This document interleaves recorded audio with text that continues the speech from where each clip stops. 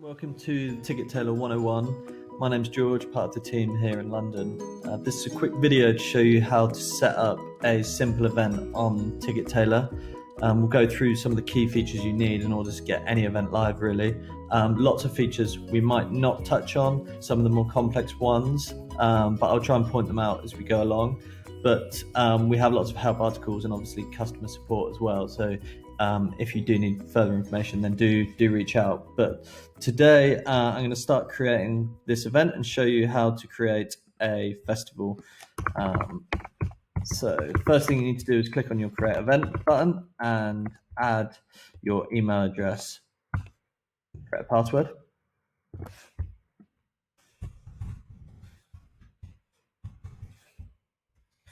Once you've created an account, you'll create your box office at the next step.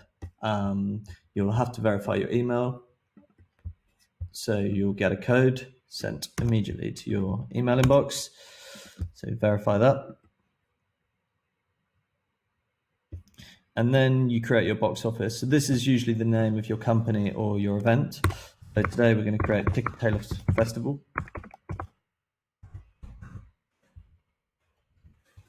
And we'll fill in the type and this basic information. Doesn't really affect your experience of the product, but helps us know who's creating events on the platform.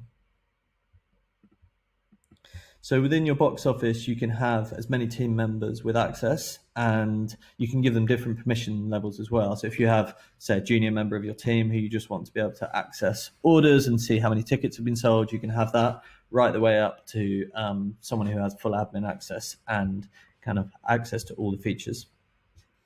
So you can see here, this is the first page you'll see once you've created an account. And it shows you the 4 simple steps to setting up your event. So first of all, you have to add your event, and that will include your ticket types, etc. Then you add your payment provider. So we work with Stripe or PayPal, and this means you can collect the money from your ticket sales. Then you can customize your event page and get it ready to send out. And then finally, you'll make your event active. So we'll go through all of those steps today and hopefully give you an idea of how to build your first event. So there's a couple of buttons here where you can add your new event. And then you get to your add event info page. So start populating that. This is your event name, obviously. And then you have your start and end date. So this is for the whole duration of the event. You can have recurring events, which is a feature we won't go over today. But if you have multiple time slots or the same event happening on multiple days, you can use this feature. But for today, we're just going to have it over a weekend, sometime in 2021.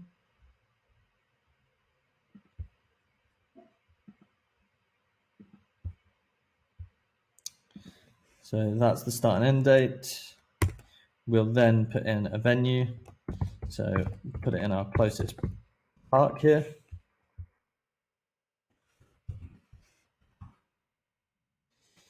And you have your venue country, and then you have your description. So you can see here, you can add things like images, your videos, your links, and you can really populate this and make it quite complete and full description of your event. Today, just for speed, we'll probably do something quite short.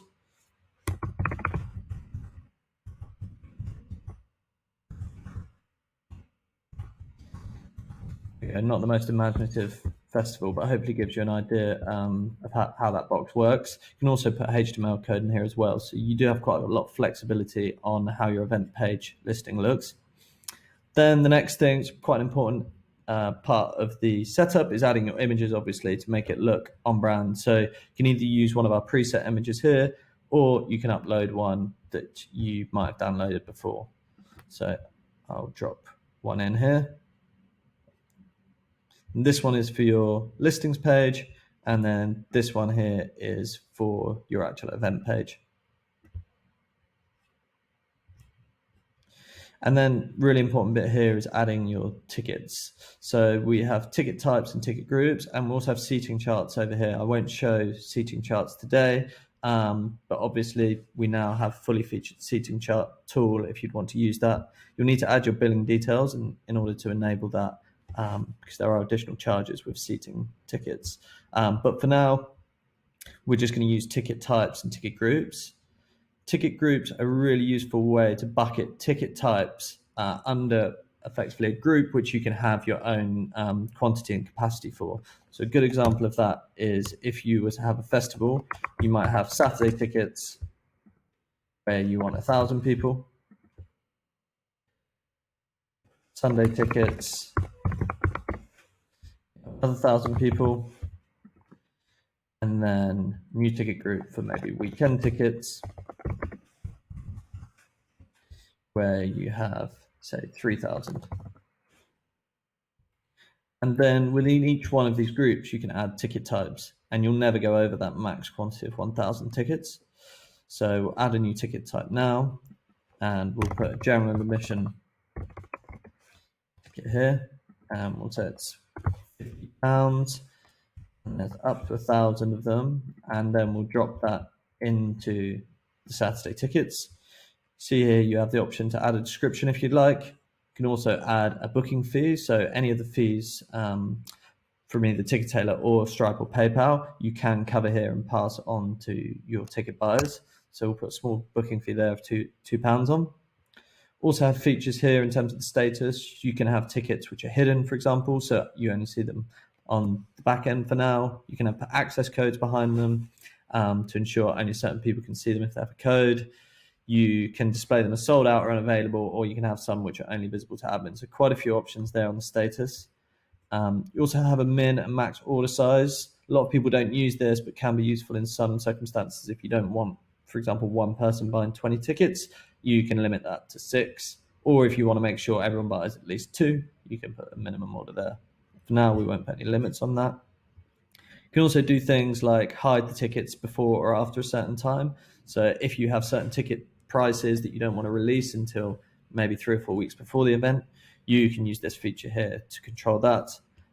You can hide tickets when they're sold out, and you can also show the quantity remaining on the event page if you want to have a bit of urgency around the event.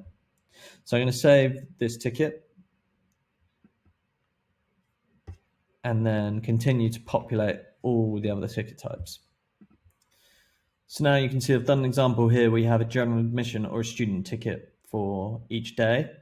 You'll see that there the quantities for both are 1,000, even though the max quantity is 1,000. What that means is, in this example, you'll only ever sell 1,000 Sunday tickets, but the percentage between general admission or student ticket isn't set. So you might end up selling 100% general admission, you might end up selling 100% student tickets.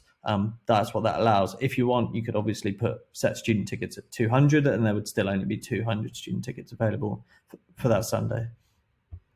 But that's all set up now. And now we go down to event settings. So you'll see here we have transaction fee. A lot of people ask what's the difference between a booking fee and a transaction fee.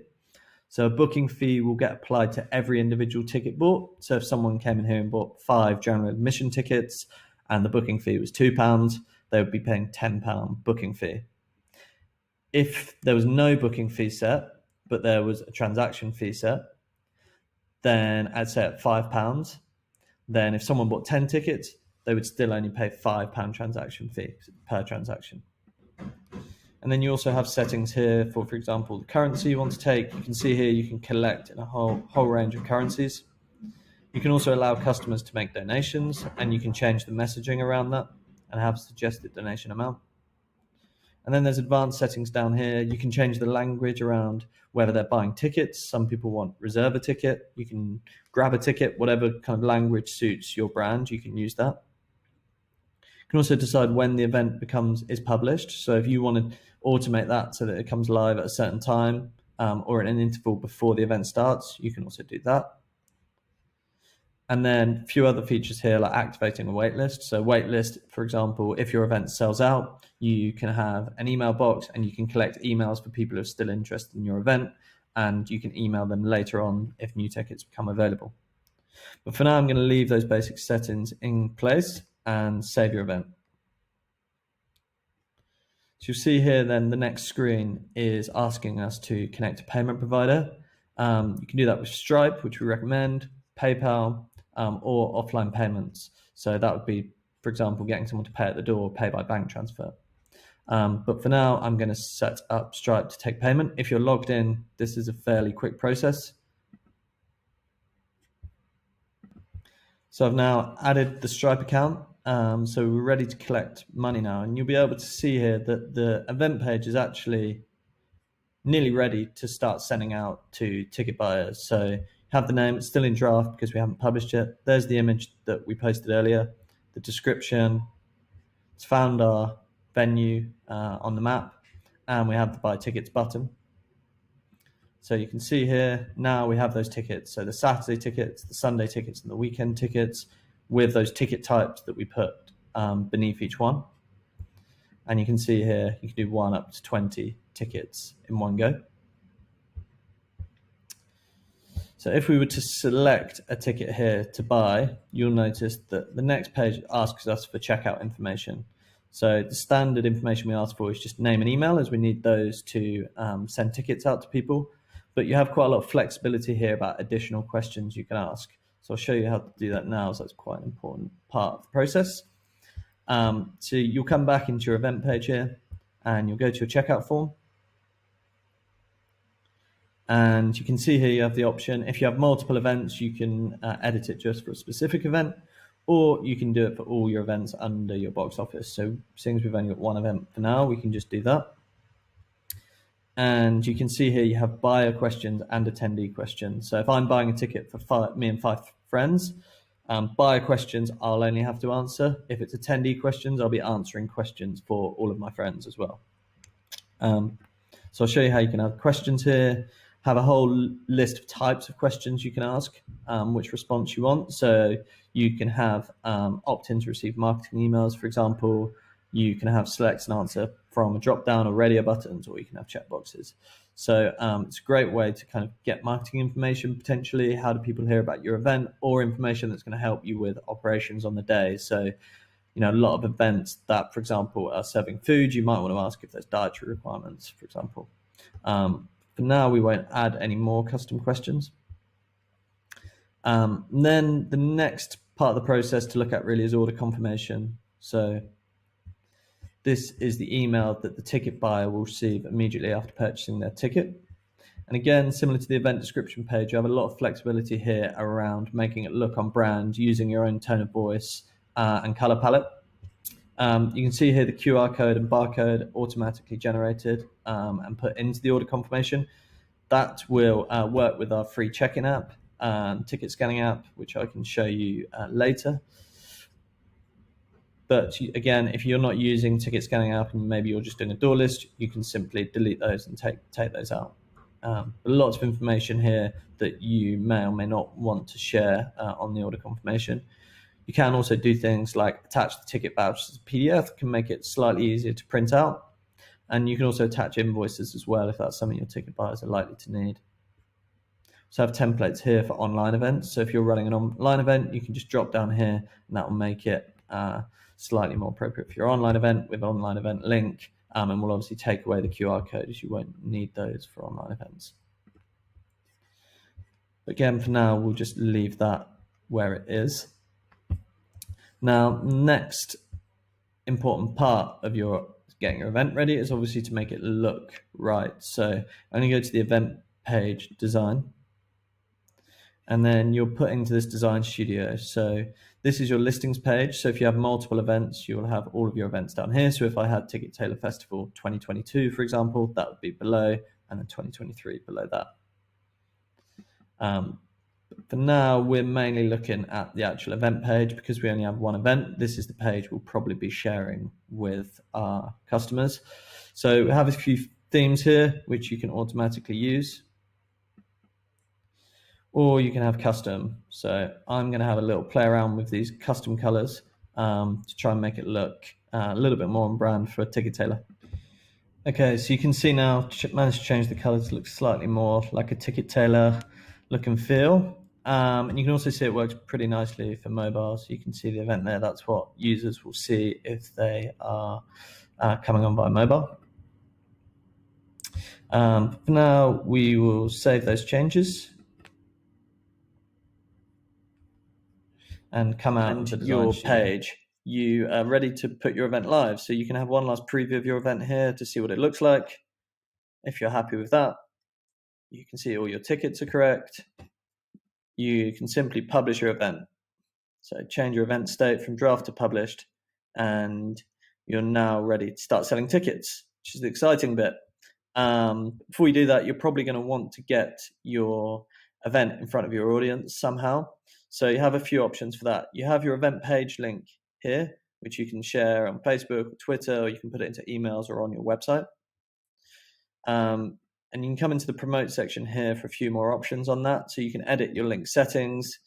You can choose the event you want to direct people towards, and you can also put referral tags if you have certain campaigns, for example, Facebook campaign.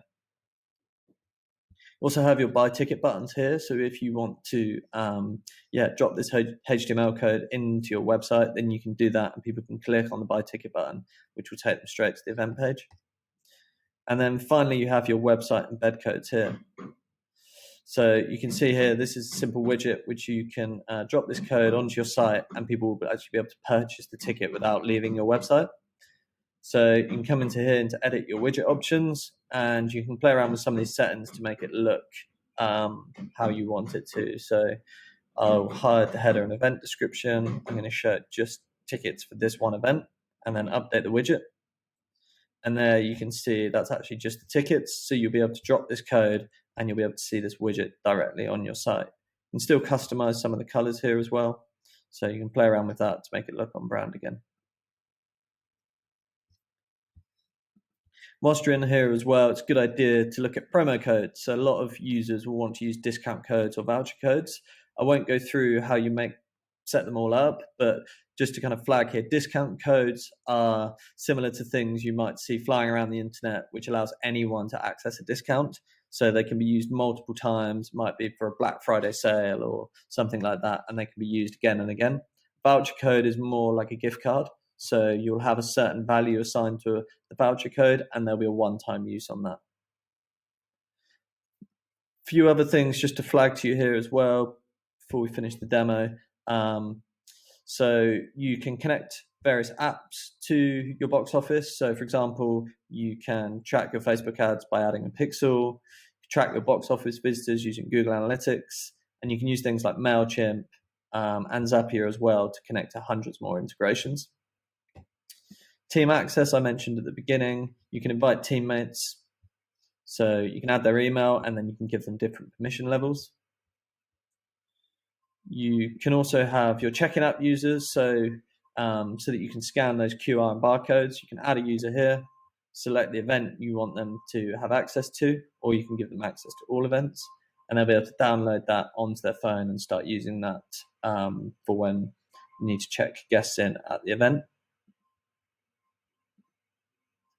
And then final few things to show you is just about tracking how ticket sales are going and how the event is going. So you go back to your events and go into this festival here.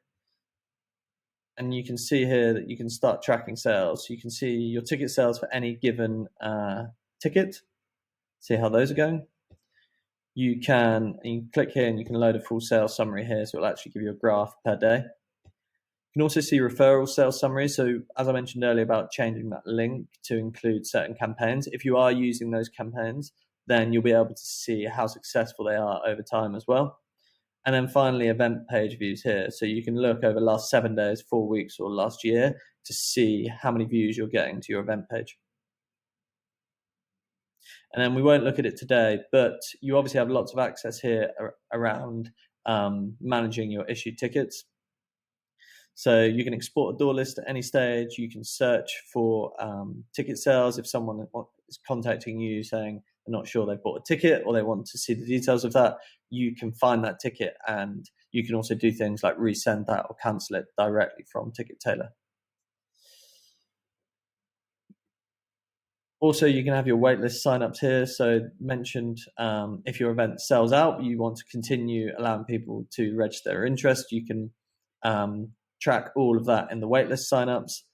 And broadcast as well is a really important feature. So effectively, this is the ability to email all of your ticket buyers or waitlist guests before or after you've sent the order confirmation, but probably before or immediately after your event. So you can select your recipients, choose a subject, and put your message details in there. And then you can decide when you want to send it, either immediately or you can do it at a scheduled interval before or after your event. So 24 hours before your event starts, you're probably not going to want to be thinking about sending an email out. But fortunately, you can just come in here months before you can prepare to send this email and have it all set up, and you can just be rest assured that it's going to be sent out 24 hours before your event. So that is all the key features there. But like I said, there's lots of things we haven't touched on here, things like recurring events, duplicating events, seated tickets as well. So if you do have any questions, best thing to do is firstly to visit the help center. There's probably a really short and simple explanation for your question. Or if it's a little bit more complex, you can't find the answer, then customer support in the bottom right. It's always open, and hopefully you'll get a quick response from the team and answer any questions. So I hope this has been helpful, giving you a good idea of how to set up your first event on Ticket Tailor. And yeah, look forward to working with you.